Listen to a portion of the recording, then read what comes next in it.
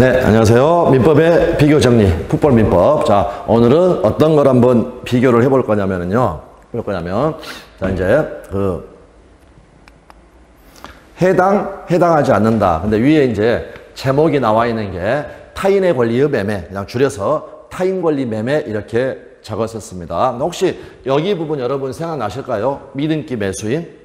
우리가 4대4로 해가지고 미등기 매수인, 저희 할아버지, 사실상의 소유자다라고 하면서 말씀을 드렸던 부분인데, 그 중에서 미등기 매수인은 소유권은 없지만 법률상 사실상 처분할 권한이 있는 사람이다. 그래서 그 처분할 권한이 있는 사람이 매매계약을 체결했다면 이거는 타인의 권리 매매가 아니다라고 해서 말씀을 드렸던 부분. 자, 그래서 그 부분을 직접 확인을 하자라는 겁니다. 자, 그런데 직접적으로 시험에 타인의 권리의 매매냐 아니냐라는 걸 물어봤던 건 여기였고요. 유효한 명의신탁의 신탁자, 이거는 직접적으로 물어봤고, 그다음에 이거는 이제 간접적으로 물어본 것들이니까. 자, 그래서 이제 공유 같은 경우에는요, 우리 시험에서 이런 식으로 물어봤죠. 자, 갑하고 을하고요, 각 2분의 1의 지분으로 X토지를 공유하고 있다. 그런데 요 갑이라는 친구가 가령 병하고 을의 동의는 없었고요. 을의 동의 없이 병하고 이 X토지에 대해서 매매계약을 하고 벽 단독명의로 소유권 이전기를 넘겨주었다라고 했을 때 병명의 등기는 전부가 무효는 아니다. 갑의 처분 지분 범위 내에서는 유효하니까 갑은 병에게 이 등기 전부의 말소는 청구할 수 없다라는 거. 이제 이 부분이 우리 시험에서 많이 나온 중요한 부분인데 한 가지 어떤 걸 물어보기도 했냐면 이 매매계약이 유효냐 무효냐. 매매계약 자체는 유효하다. 왜 유효하느냐? 타인의 권리 매매로서 유효하다. 그래서 우리 판례가 여기 공유에서는 이게 직접적으로 타인의 권리 매매에 해당한다. 그래서 유효하다라고 이야기를 했습니다. 자, 이 부분을 확인을 하시는 거고요. 자, 그 다음에 유효한 명의신탁에서 신탁자가 매매계약을 체결했다. 자, 그러면 갑하고 을이 있고 갑이 신탁자, 을이 수탁자, 갑이 남편, 을이 아내. 그런데 조세 포탈 등의 위법한 목적 없이 불간에 명의신탁 약정을 하고 아내 앞으로 수탁자 앞으로 이렇게 등기를 격려를 해뒀다면 대내관계에서 남편이 소유권을 보유하기로 하면서 등기는 을 앞으로 하기로 하는 그 약정이 명의신탁 약정이니까 이 경우에는 이제 그 실명법 8조에 의해서 배우자 간에는요, 이 4조가 적용되지 않는다. 4조에서는 약정도 무효, 등기도 무효라고 했는데 적용되지 않으니까 약정도 유효. 그 다음에 을명의의 등기도 유효. 그러면 소유권은 어떻게 되느냐? 대내관계, 둘이 약속을 한 대내관계에서는 남편이 소유자. 근데 대외관계에서는 등기에 따라야 되니까 을이 소유자. 자, 이 상태입니다. 지금 을 앞으로, 아내 앞으로 등기가 됐는데 갑이라는 사람이 가령 병하고 매매계약을 체결을 하였다. 이 매매는 타인의 권리의 매매다 아니다. 대외관계니까 소유자는 아니지만 유효한 명의신탁을 했을 때 그 신탁자는 뭐가 있다? 처분권이 있다라는 것. 네, 그렇게 해서 확인을 하겠습니다. 자, 그래서 해설지 한번 보십시오. 자, 타인의 권리 매매 해가지고요. 첫 번째 해당하는 것, 공유에 관련된 판례입니다. 매매의 목적이 된 권리가 매도인이 아닌 타인에게 속한 경우에도 매도인은 매매계약을 체결할 수가 있고, 이때 매도인은 그 권리를 취득하여 매수인에게 이전하여야 할 의무를 부담을 한다. 이와 같은 법리는 매매의 목적이 된 권리가 매도인과 타인의 공유라고 해도 마찬가지이다 라고 해서 확인을 해 주시면 되겠습니다. 자, 그 밑에 유효한 명의신탁. 유효하게 명의신탁한 부동산을 명의신탁자가 매도하는 경우에 대외관계죠. 그런데 대외관계니까 소유자는 아니지만 명의신탁자는 그 부동산을 사실상 처분할 수 있을 뿐 아니라 법률상으로도 처분할 수 있는 권한에 의하여 매도한 것이므로 이를 민법 569조 소정에 타인의 권리의 매매라고 할 수 없다. 다시 한번 말씀드리지만 이 명의신탁자가 매매한 것 타인의 권리의 매매냐 아니냐, 이거는 직접적으로 우리 시험에서 물어봤으니까 확인을 해 주시라는 겁니다. 바로 그 밑에 저희 할아버지 나와 있죠. 미등기 매수인. 부동산을 매수한 자가 그 소유권 이전 등기를 하지 않은 채 이를 다시 제3자에게 매도하였다. 그것을 민법 569조에서 말하는 타인의 권리의 매매라고 할 수 없다. 이렇게 해서 비교를 해 두시면 되겠습니다. 자, 그런데 오해하시면 안 되는 게요. 타인의 권리의 매매라고 할 수 없다. 이 말이 이 매매가 무효라는 게 아닙니다, 여러분. 자, 그래서 이 부분은 조금 어려울 수 있으니까 매매 계약 자체는 유효한 겁니다. 그런데 타인의 권리의 매매에 해당하게 되면 이제 담보 책임으로 갈 수가 있게 된다라는 거, 네, 그 정도만 가볍게 생각을 해 주시면 되겠습니다. 자, 이렇게 해서 이제 1대2 살펴봤고요. 그 다음 이제 2대2인데 이거는 이제 부당이득 반환 의무와 관련이 된 겁니다. 그러면 직접적으로는 부당이득을 규정하는 741조가 저희 시험 범위가 아닌데 이 제도 자체가 너무 중요한 제도니까 우리 시험에서는 수없이 이 단어들이 나옵니다. 그래서 뭐 부당이득 반환을 청구할 수 있네 없네. 근데 여러 가지가 있는데 오늘 이제 어떤 걸 보려면 자 741조 같은 경우에는요. 타인의 재산 또는 노무로 인해서 어떻습니까? 이익을 얻는 거죠. 이익. 그런데 제일 중요한 것이 부당이득이니까 이 단어부터 나와야 되겠죠. 법률상 원인 없이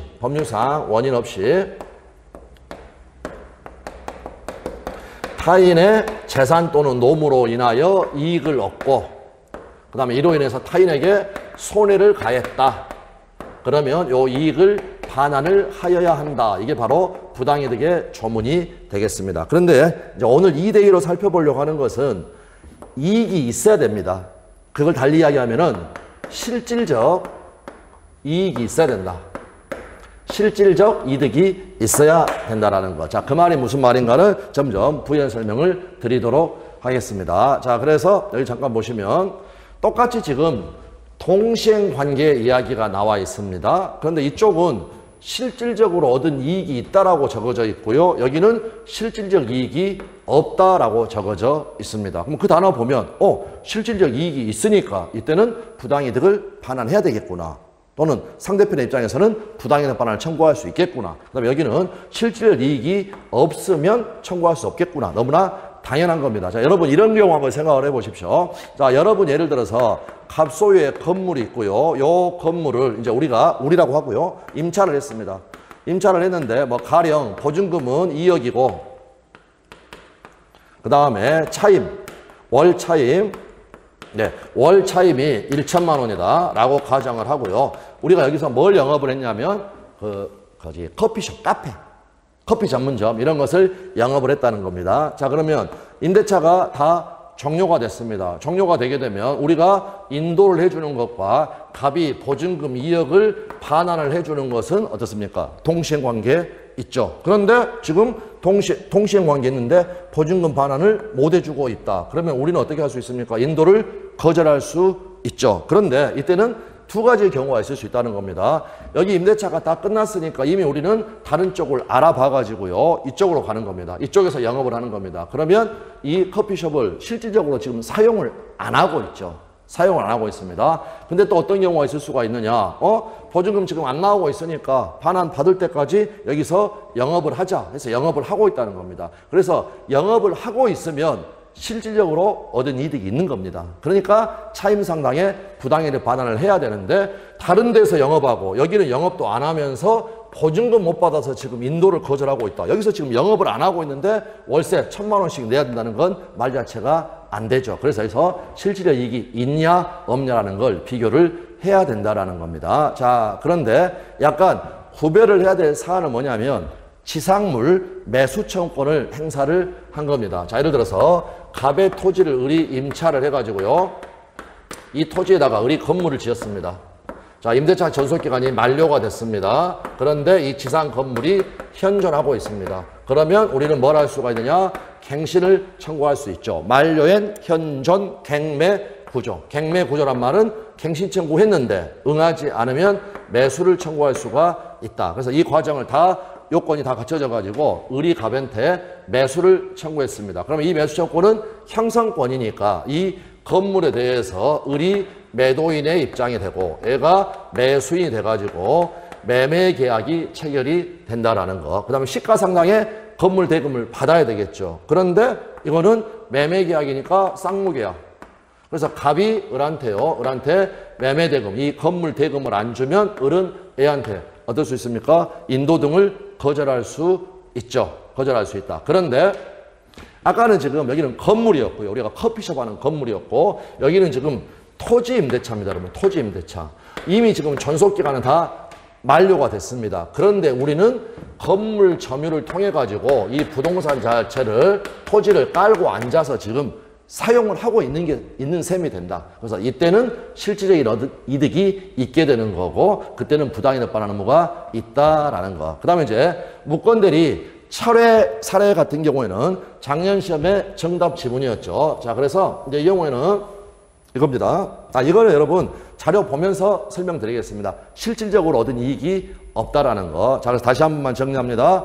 오늘 우리가 보는 부당이득 반환의 의무는 어떤 관점에서 보느냐? 실질적 이익이 있냐 없냐.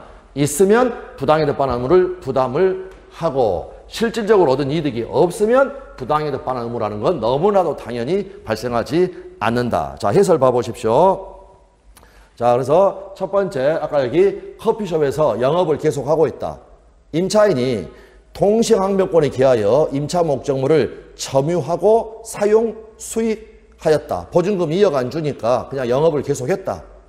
그러면 그 점유는 통시항변권에 기한 점유니까 불법 점유는 될 수가 없습니다. 따라서 불법 점유라 할 수 없어. 그로 인한 불법행위 손해배상 책임은 지지 아니하되 다만 사용 수익으로 인하여 실질적으로 얻은 이익이 있으면 영업을 했으니까 부당이득으로 반환되어야 한다 나와 있고요. 자, 바로 그 밑에가 이제 토지 임대차에서 지상 매초권. 자, 지상 매초권 행사했습니다. 매매 계약 체결됐죠. 매수 대금을 지급받을 때까지 매매 대상인 지상 건물의 인도를 거부할 수 있다고 하여도 지상 건물 등의 점유 사용을 통하여 그 부지를 계속하여 점유 사용하는 한 그로 인한 부당이득으로서의 부지의 임료 상당한 이를 반환 의무가 있다라는 것. 건물을 점유 사용해서 자동으로 이 토지도 사용을 하게 된다. 그래서 이때는 실질적으로 얻은 이득이 있으니까 반환을 할 의무가 있다라는 거. 자, 그런데 바로 밑에 비교.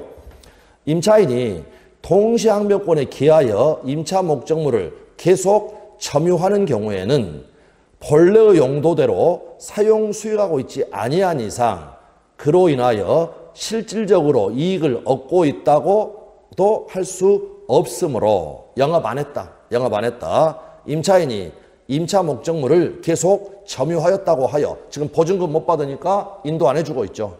점유하였다고 하여 바로 불법 점유로 인한 손해배상 책임이나 부당이득 반환 채무가 발생하는 것은 아니다라는 거. 네, 요 기출 판례를 확인을 해주시면 되겠습니다. 자, 이제 그 다음 같은 경우에는요. 뭐 예를 들어서 갑일한테 대리권을 안 줬는데 을이 가가지고요. 갑의 대리인이라고 하고 가령 매매 계약을 체결을 하였다. 그럼 매매 계약 체결에 관한 대리권을 물론 이 사람은 무건대리지만 대금 받을 수도 있죠. 그래서 을이 지금 계약금을 1,000만 원을 받았는데 요 1,000만 원을 가지고 가서 을이 전부 다 이거를 술 퍼먹었다는 겁니다. 그랬고 무건 들여가지고 본인은 선이면 이거 여러분 뭐 할 수 있습니까? 철회할 수 있죠. 그래서 이 사안 자체는 무건 대리에서 상대방 병이 철회를 한 사안입니다. 자, 철회를 했습니다. 철회를 했다. 그런데 방금 전에도 말씀드렸지만 을이 지금 받은 돈은 갑에게 전달된 바도 없고 지 혼자 다 술 퍼먹어 버린 겁니다. 그러면 갑은 얻은 이익, 실질적 이익이 있습니까? 없습니까? 없죠. 그러니까 병은 갑에게는 당연히 부당이득 반환을 청구할 수 없는 것이죠. 없는 것인 것. 네, 작년 시험에 정답 지문이기도 했습니다. 자, 그래서 읽어보겠습니다. 상대방이 무권 대리인에게 계약금을 지급하였는데 무권 대리인이 그 계약금을 유용비로 탕진하였다. 계약을 유효하게 철회한 상대방은 본인을 상대로 계약금 상당의 부당이득 반환을 청구할 수 없다. 무슨 말인지 아시겠죠? 아들이 다 술퍼 먹어버린 겁니다. 본인은 지금 실질적으로 얻은 이익이 있다 없다? 없다. 없으니까 요 병의 갑에게 부당이득 반환 청구한다는 건 말이 안 된다. 네, 이렇게 해서 봐두시면 되겠습니다. 그래서 2대2로 비교를 하셔가지고 다시 한번 복습을 해 주시면 되겠습니다. 감사합니다.